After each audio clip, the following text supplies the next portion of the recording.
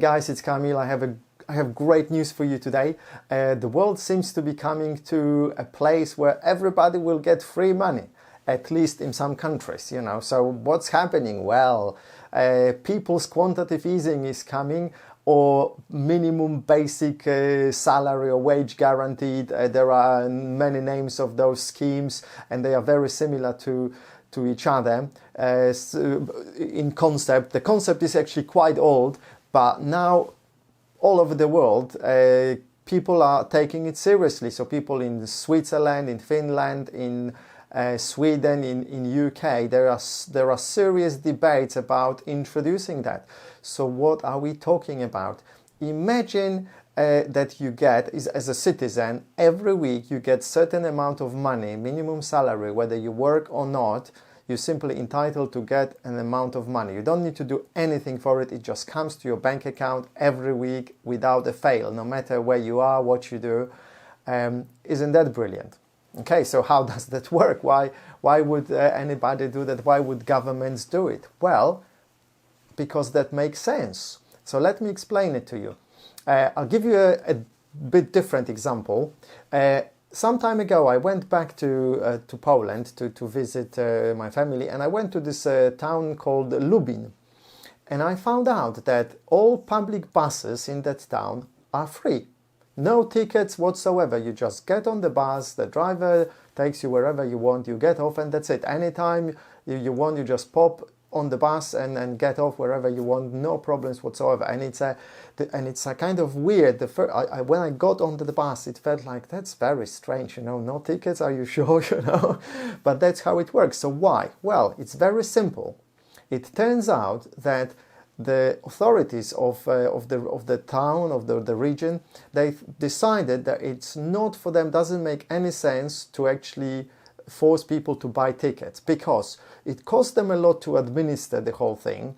It costs them a lot to print the tickets, distribute them, do all the accounting, make sure that tickets are not being forged, and they were in big numbers, so they were losing money because of forgery, frauds, and so on and so on.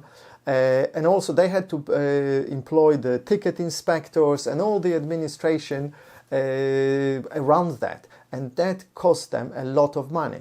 And since it's a very rich actually town, they decided simply to sponsor the whole public transport in the whole town.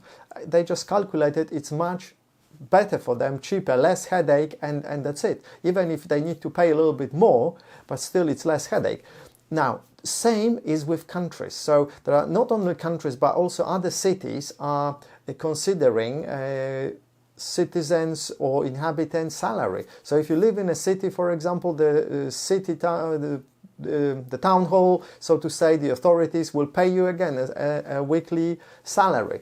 Or if it's on a national level, the government will pay you. So why would they do it? Okay, so imagine the cost of paying people benefits. There are lots of people on benefits, and there are various types of benefits. Do you know how huge those systems are? How many people work in benefit systems?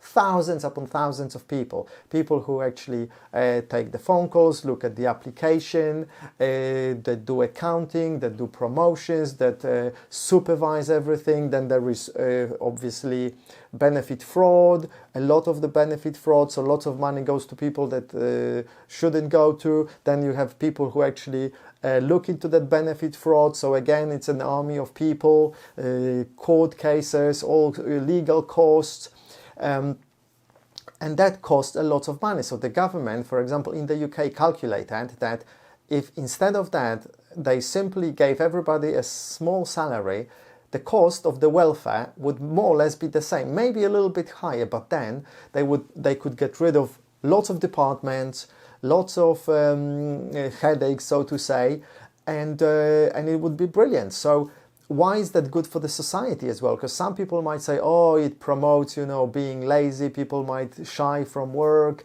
and so on and so on. Well, various studies have shown otherwise. When such things are implemented, very few people actually stop working. Most people actually continue working, or even more people pick up work. Why is that so? Well, we want to be busy. We as humans, we don't want to just sit at home and do nothing, most of us. you know, and also that helps people who contribute to the society in a way that does not bring money. There are lots of people who contribute to the society by, I don't know, organizing events, looking after some, I don't know, children, parents, or doing some other things that unfortunately are not paid for.